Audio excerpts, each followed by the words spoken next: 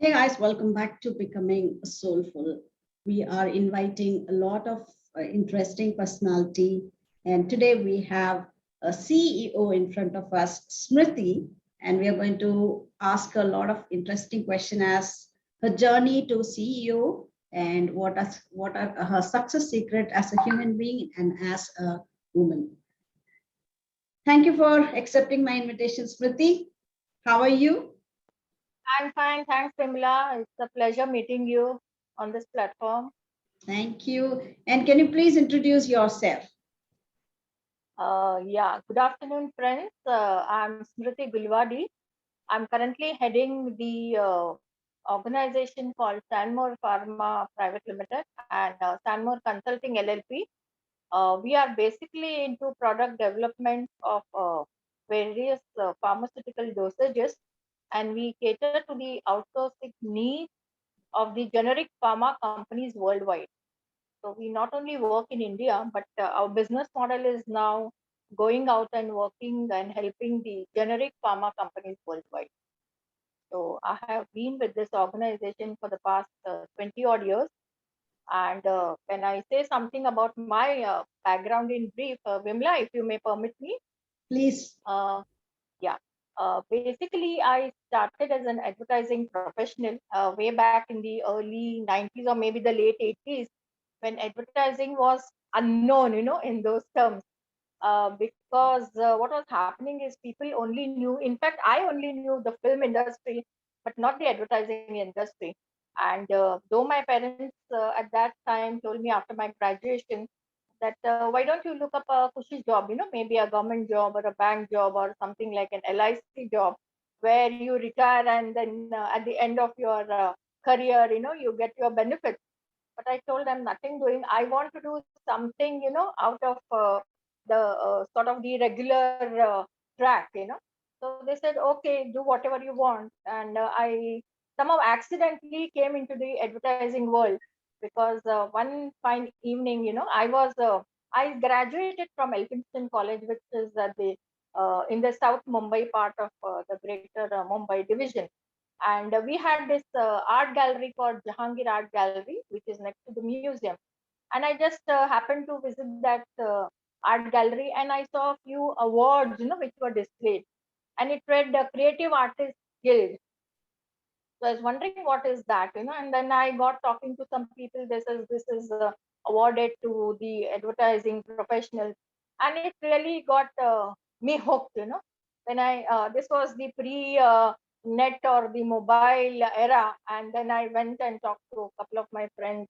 Sort of got to magazines, referring to magazines in the libraries, and I found that advertising would be very interesting. And I joined a course. I did an evening college because I was working that time, and the college was at a stone's throw from my workplace.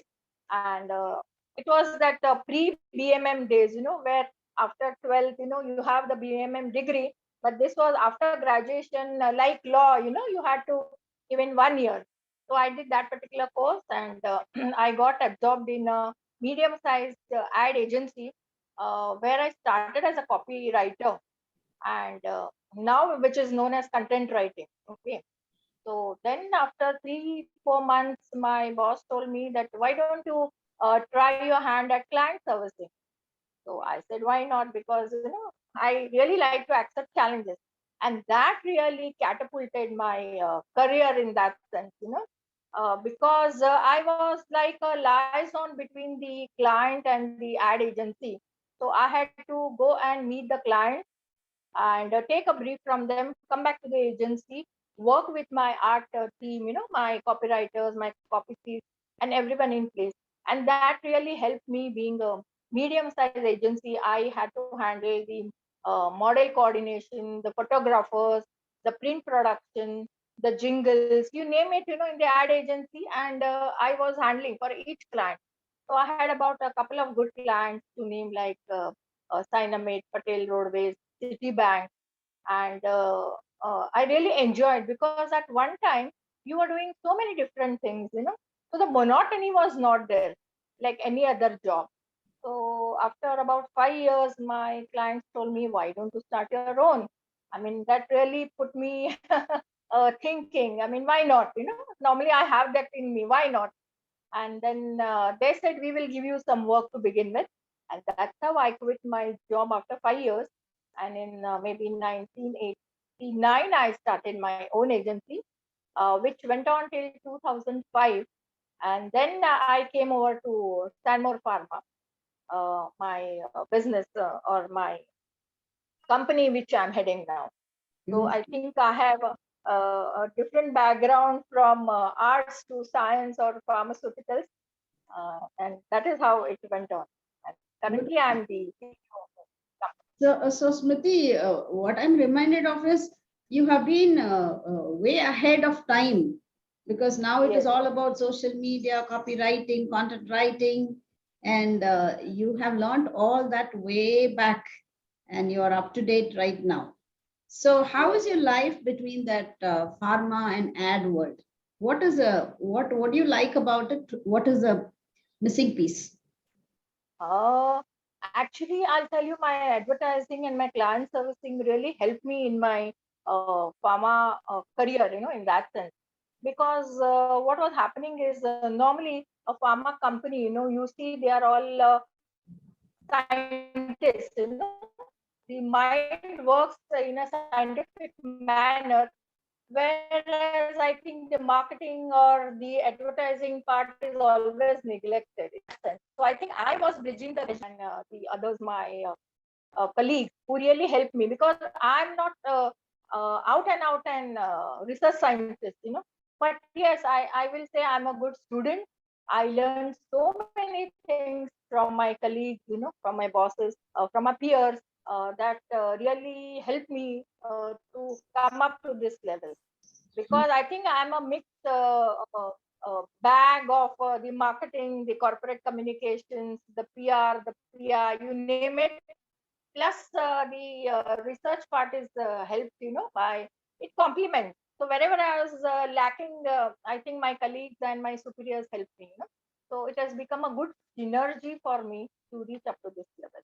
But Beautiful. yes, yes, it's a similar in many ways, because here also in research and development we do many things at one time. For one sponsor we may do tablets, for the other and it goes on. So it is not working in the same straight line as you say. Yes. One of my favorite question is, Smriti, did you ever imagine all these during your college days, that you wherever you are Uh, right now? yeah, I would say yes, because I think from my school days, I had this thing at the back of my mind that I would be into business. I mean, I don't think the word entrepreneur was, somewhere in my mind, or maybe it was used widely. So I think I wanted to be my own boss. Yes, that was there in my mind, and I think I started, whether consciously or unconsciously, I started working towards it. So I had told, in fact, I would like to share that when I met my husband, then, the first meeting I told him that I'm not going to work forever, okay? I will be having my own business. And he said, yes, okay, as you wish. So I very well remember the moment when I told him that, yes, I want to be on my own. Very good. So he was qualified then. When he said yes, he was qualified. Of course, yes, yes.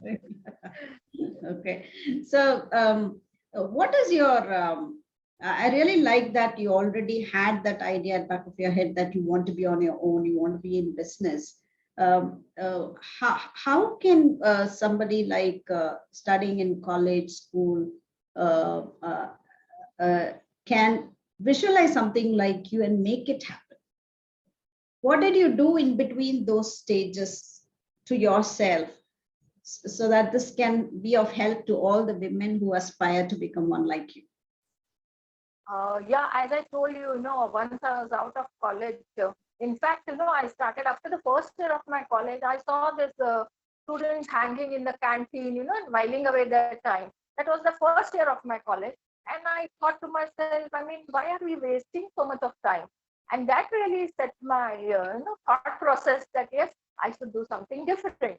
And then I started looking for jobs because I switched over to morning college.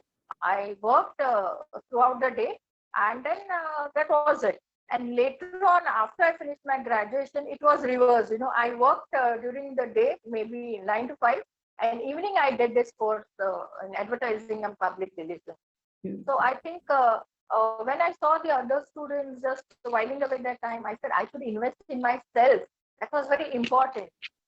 So investing in oneself is very important for, especially for women, because men, yes, they do a lot of courses. They have spare time compared to the women of the house. So I think women should start thinking that they should first invest in themselves.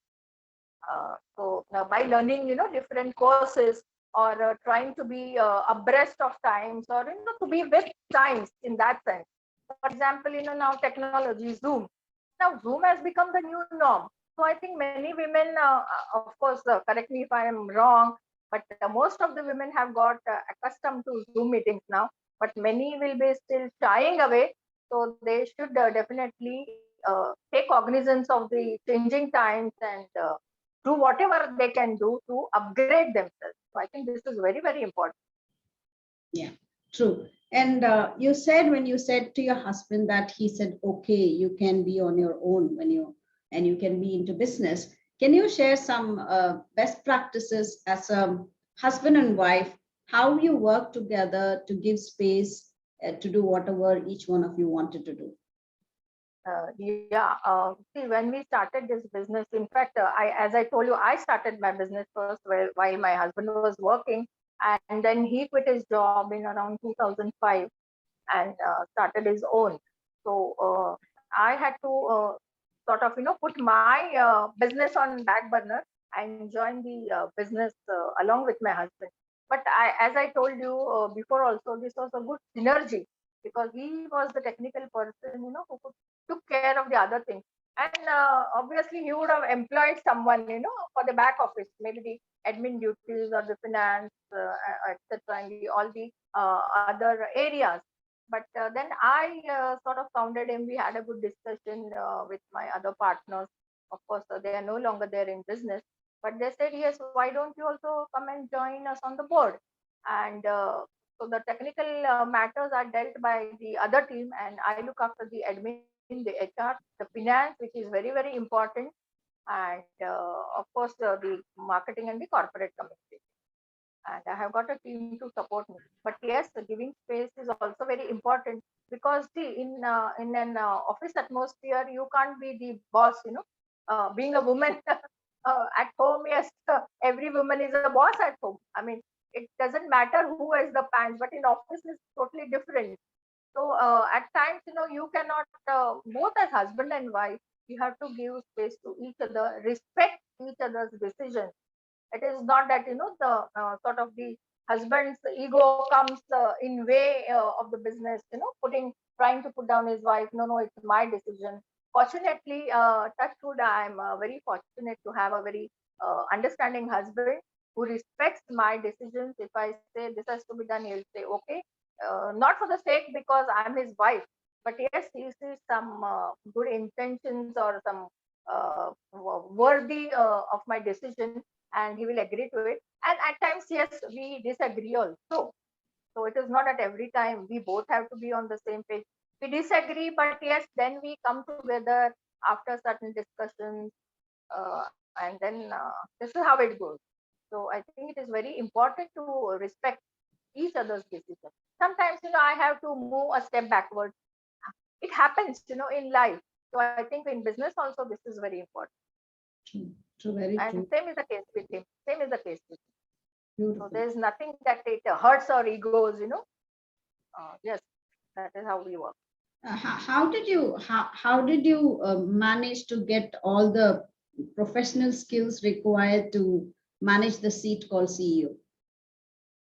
Uh, as I said, skills that I tried for this ISB. There's a scholarship for women entrepreneurs. It's a global 10,000 women's scholarship, fully funded by Goldman Sachs. And I applied for this because there was an ad in the newspapers, and In fact, I was thinking, I was discussing with my children and my husband also. Should I not? Whether I'll be able to go back to the college, because it was a sort of a gap of maybe 30 odd years, after coming out of college. And all of them said, yes, yes, you can do it. Then it set me thinking, and I said, yes, let me give it a try. And we had 2 rounds of interviews. We had to make a project plan for that, and I was I'm one of the 10,000 global women entrepreneurs for this course. So it really has boosted my confidence in that sense, thinking that learning you can do at any age. Uh, age is just a number. So I had to go to the classroom, make notes, discussions, then role playing. So we had different techniques which ISB gave us. ISB is a very premium institute, you being from Hyderabad. So we did our theory in Mumbai, but finally for about a month or so, we were in the ISB campus, and the validity function happened there. And yes, I came out with flying colors, and that is how it is. So I think again it boils down to the same thing, that one must invest in oneself, and that really helps you to keep up with the business, what is going on. And we also sort of have this attend these webinars. Then there's this exhibition, a worldwide exhibition called CPHI, which is the mecca for the pharma industry. So this happens worldwide. So we always make it a point to attend this, where we have one-on-one meetings with our potential customers, or even the existing customers. So they all sort of converge in that place, and it's just a 2-3 days event, but happens somewhere in Europe or US. It's all earmarked. So that is one thing which we never miss. So I think that is Other than investment on oneself, what are the personal qualities that a woman has to imbibe or learn or develop to take higher positions in professional side? I think one is your self confidence, which is very, very important, because I think women normally feel, okay, whether I'll be able to do it, not able to do it. What happens if something happens at home, and there's nobody to look after the home front. But everything happens if you do yourself with the time management. Time management is very, very important. You have to plan your day in advance. Maybe if there's something for tomorrow, plan everything in advance today. Planning the menu, then because home front is always, it's sort of ingrained in the woman. You cannot just even if you want to wish it away, you cannot. So always one part of your brain or your mind is hovering around your home, your family, and I think that is very, very important. So work comes later, I feel. So you, yourself, your family, and then the work. So I would prioritize like that. Secondly, delegate. Learn to delegate, because I think normally we women have that. We want to keep everything with ourselves. So learn to delegate. I mean, with children, with husband, with your team, they will make mistakes. After all, they are human beings. I may also make mistakes, but learn from their mistakes. Make them understand that this is the mistake you have done. First time, it's okay. Second time, learn from your own mistakes. So I think delegating responsibilities becomes very, very important. Then writing down, because don't depend on your memory. So always jotting down whatever, small things, even like for example, if you are on the home front, if something is coming to an end, maybe rice or sugar, note down somewhere on a white board or something, so that really helps. Similarly, in offices now we have got a mobile at your fingertips, so just keep that, keep noting, and whatever you have to note it, so it's always very a good habit to note down things which you may forget, and which may land you into some crisis. So it's always better to do this. So I think the confidence which you have in yourself, and don't underestimate yourself. Whether I will be able to do it, not able to do it, because there are people. around you will be trying, to discourage you, maybe your friends, maybe your relatives. Oh, after all, you're a woman, how you can handle this? Especially, when you go out in the field of business, I'm saying the business atmosphere. So let that not really hamper your thoughts, because it sort of pulls you back, it sort of decreases your self confidence. So I think learn to keep that away from the negative part of it, just put a door to it and forget about it. So I think you can go on a winning spree with all this. There are many more, but I think I will be very short in this. Yeah. Yeah, I beautiful think this said. is very important. Have you ever felt depressed if there is something not going according to what you plan in your business, and how do you bounce back? I think resilience is very, very important because see, in life, it is not winning all the times.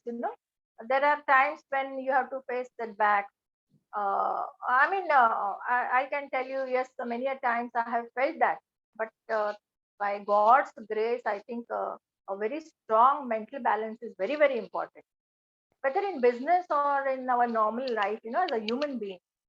There are many times, you feel, oh God, why did I join this business?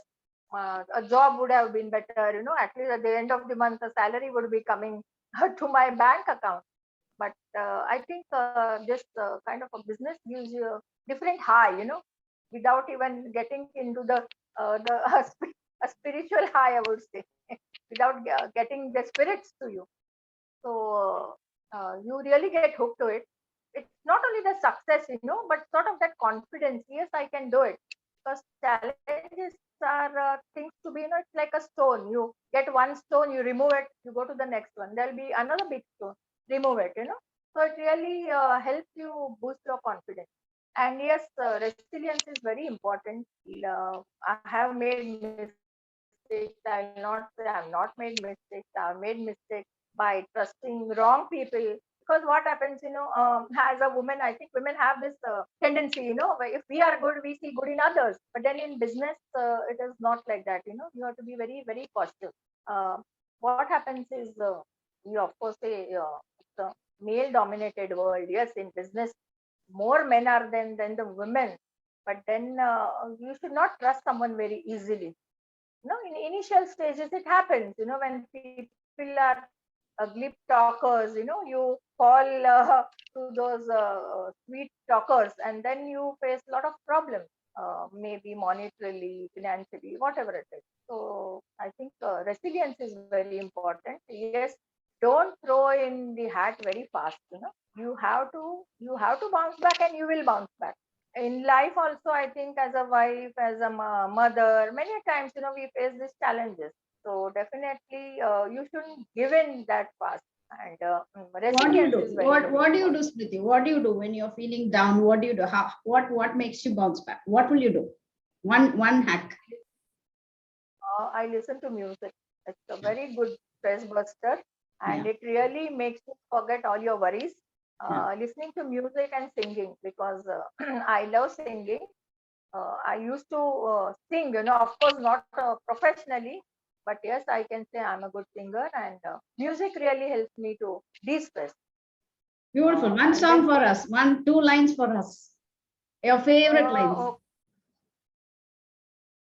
okay, this is one of my favorite songs, I would say. Hmm, रहे न रहे हम महका करेंगे बन के कली बन के सबा बागे वफा में रहे न रहे हम. Thank you. Wow, I would go on beautiful. and on.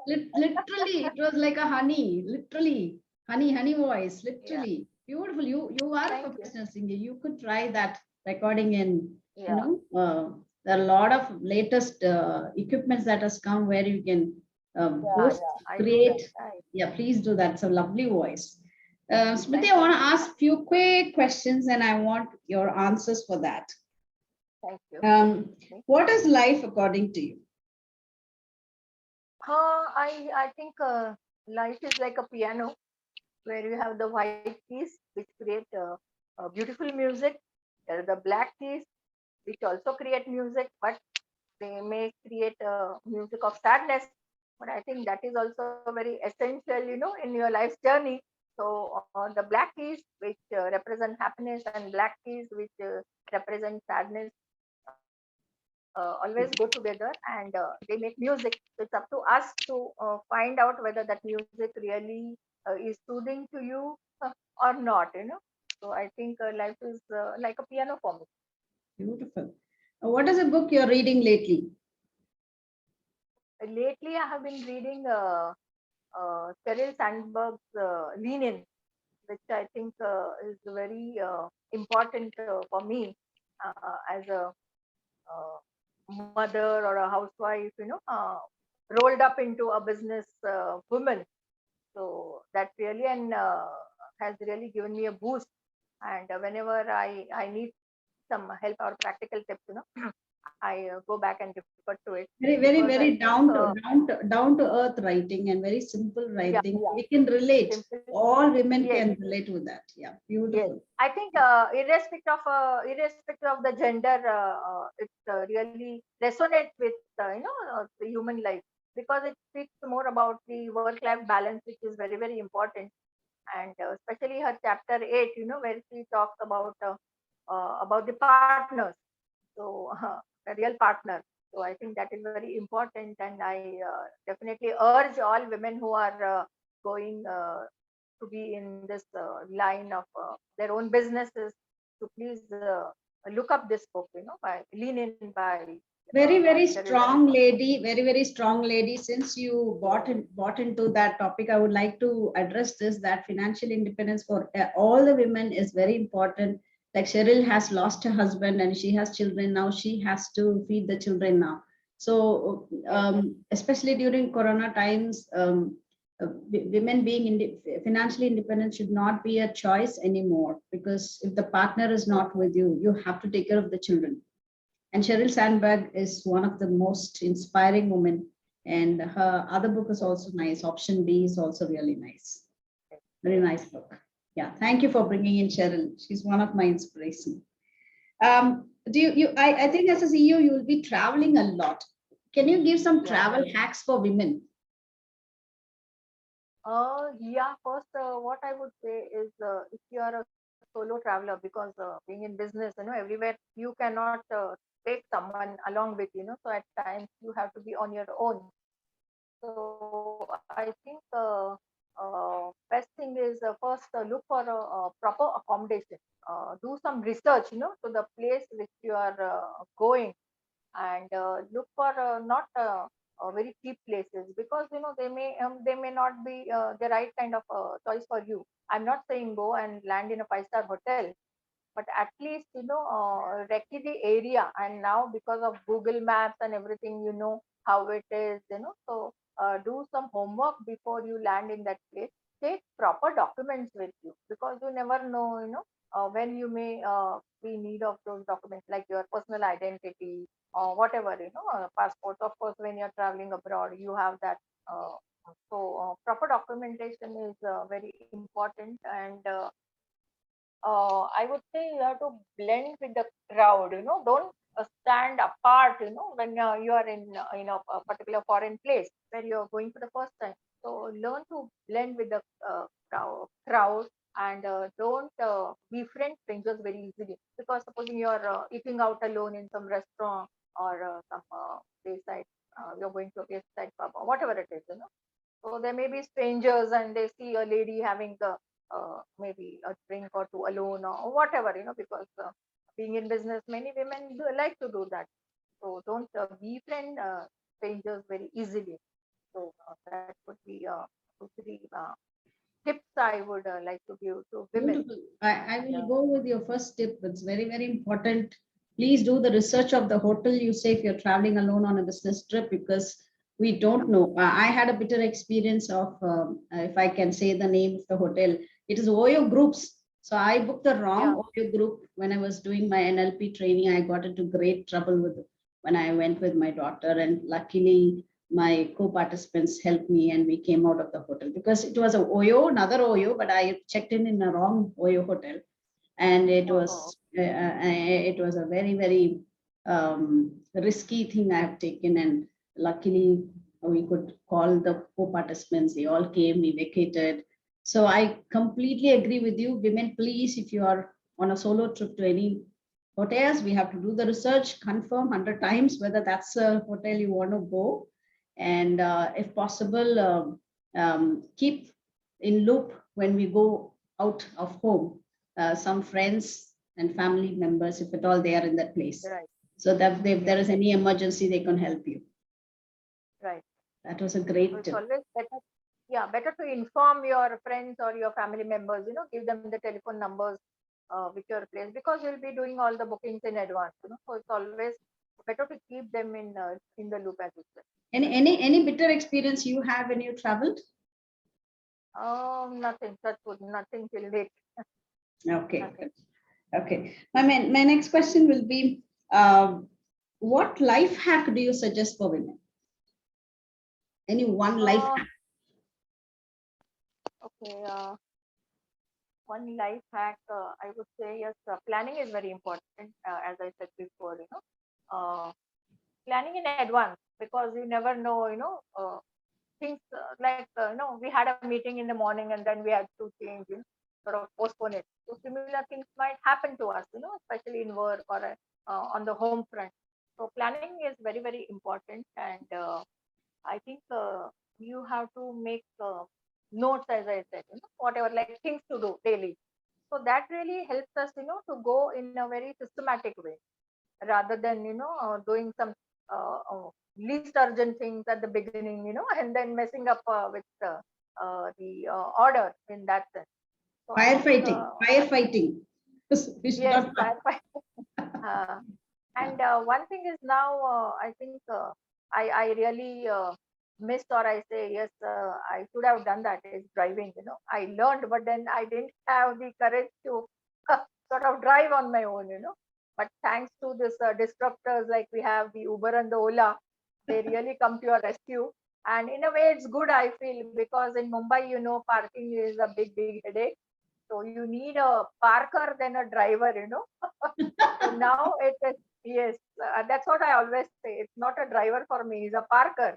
Because he has to park the car, so I can just Women are known for bad parking skills.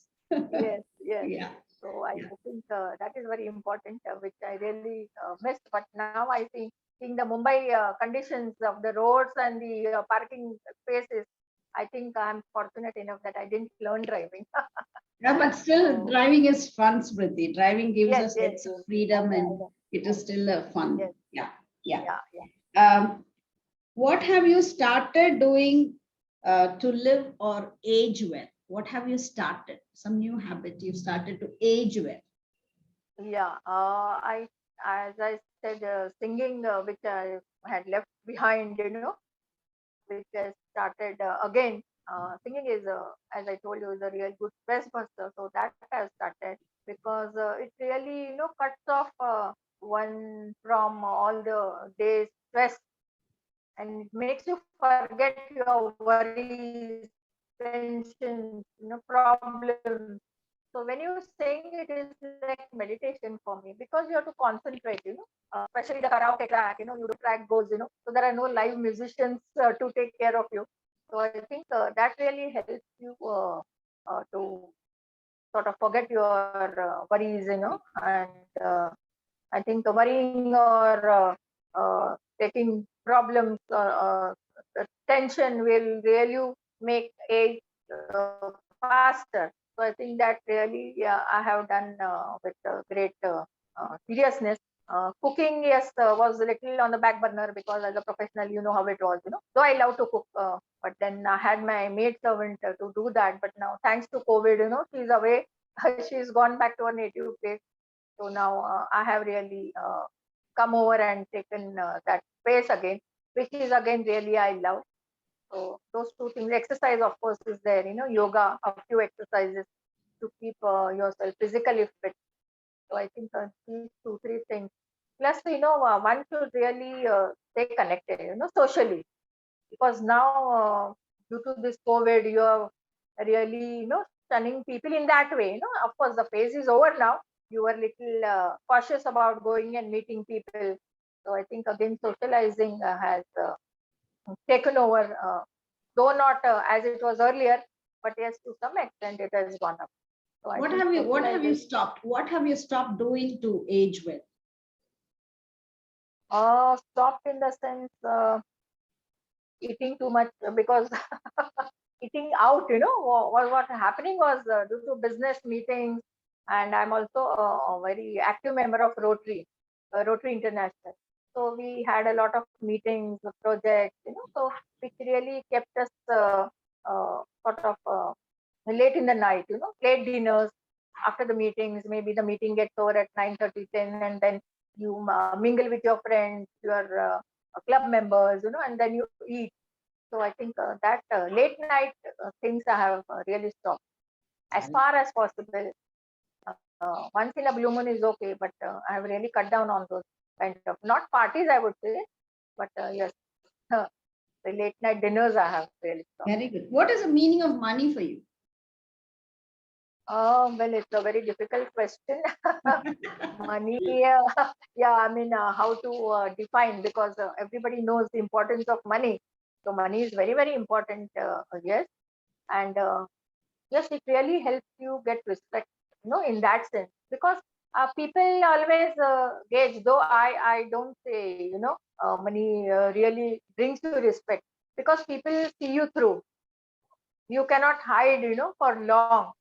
That mask definitely comes off, after some time. So there are people in this world also who really give importance to your intelligence, the way you carry yourself. So it is not, money can buy you everything. Well, you can wear your silk, chiffons, your pearls, but if your talk is hollow, uh, because as a woman, as a business person, you have to move in different circles. So it is not the dress or the attire, which really will catch attention of people around you, isn't it? So when you talk or you converse with the different groups, people also can judge, So though money is important, I would say it is not important at the same time, because I always give more importance to the way you carry yourself, the way the conversations which go around you. Because as a woman, I would say, earlier we used to say you should be master of all, but now I would say master of none, because you should be able to be carrying conversations forward, whether you are talking to a group who's interested in stock market, in the world economy, or politics. Of course, religion is apart. It leads to fights and so many other things. But yes, as a woman in business, you should be having at least to start the conversation and being a part of that conversation. So I think this is more important than money. General knowledge, because people, you have to keep abreast of what is happening, or whatever the talk is. So I think I fit in any age group, even with toddlers, even with a senior citizens group. I think that is an asset. I like to connect with people. So I think that is more important, connecting with people. So people like to converse with you on any topic, be it cryptocurrency. Many women or even many men would not know what is cryptocurrency or NFTs. But at least you can make a beginning, start a conversation, be a part of that, and you will not feel left out. Yeah, true. That kind of environment. Beautiful. If I give you last 90 seconds, what is your best practice? One of the best practices you want to share with all the women who want to aspire to be successful like you? Well, I think you should, of course, everybody is working hard to bring their business to a particular level. I would like to see my company for 500, but I know it may not be possible, for some reason or the other. But one advice I would say is, whatever you do, do it ethically. Do it ethically.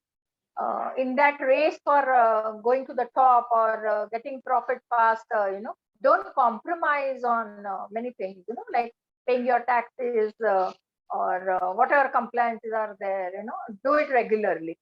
Pay the tax, forget about it. Be an honest taxpayer. Don't sort of do, cutting corners anywhere you want to do. So one advice is this. Plus, I would say women should look at finances of their company very seriously, because looking at a financial, profit and loss statement or whatever, women get little sort of shaky. Oh, how am I going to read this balance sheet? But nothing is impossible for a woman. So I think finance, and especially paying attention to your compliance, is very, very important. And ethics. Do everything ethically. So I think these are a few things which I would like to share with women who want to be really successful. And I would really thank you, Vimla, for giving me this opportunity for having sort of a tete-a-tete with you.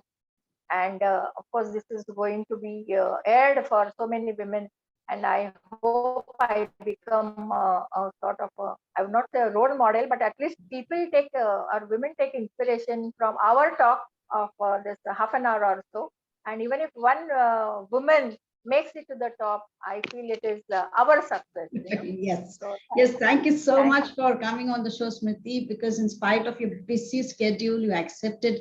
And I like that simplicity in you. I like that humbleness in you. And you are quick to help and quick to accept an invitation and share your all the best practices. And I value your presence here. And thank you so much from the bottom of my heart.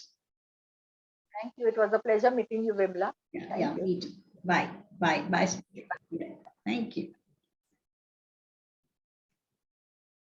So guys, that is Smriti. We had a wonderful sharing, and if you really want to be successful, you can visualize and you can make it happen. That's what Smriti has done. And as I always say, that if you're passionate about something, we have to get into action and keep investing on ourselves and keep learning. Anything is possible, and you will get the right kind of person, people, environment, things falling in place for you. I'll come back again with another interesting person to share her best practice or his best practices to be successful in life. See you. Bye for now.